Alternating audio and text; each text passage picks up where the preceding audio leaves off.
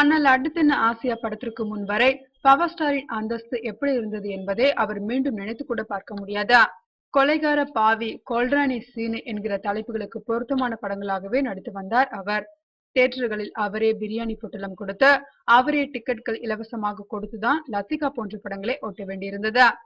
கையில் இருந்த பணத்தை எல்லாம் இப்படி ஒவ்வாத படங்களாகவே எடுத்து இண்டஸ்ட்ரிக்கும் மக்களுக்கும் அஜீர்ணம் அளித்து வந்தவரை மீட்டெடுத்த புண்ணியவான் சந்தானம்தான். கண்ணல் அடித்தின ஆசியா படத்திற்கு பிறகு தினமும் 5 லட்சம் தந்தா நடிக்கலாம் என்று சட்டை காலரை உயர்த்திவிட்டு சம்பளம் போகிற அளவிற்கு உயர்ந்ததும் சந்தானத்தின் கடைக்கண் அருளால்தான். இதையெல்லாம் நினைத்து கூட பார்க்காமல் பவர் ஸ்டார் புலம்புவதன் பின்னணி என்ன?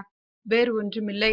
சந்தானத்திடம் கால்ஷீட் கேட்டு வரும் இயக்குநர்களிடம் படத்தில் பவர் ஸ்டார் இல்லைன்னா நான் நடிக்கிறேன், என்னை கேட்காமல் பவரை இந்த படத்தில் கமிட் பண்ண வேண்டாம் என்றாராம். யாரு நினைச்சாலும் யாரையும் அழிச்சிட முடியாதா? ரஜினி படமே ஓட மாட்டேங்குதா? கதை நல்லா இருந்தால்தான் எல்லாம் செல்லுபடியாகும். இதை சந்தானத்திற்கு சொல்லுங்க என்றாராம் பவர் ஸ்டார் சீனிவாசன்.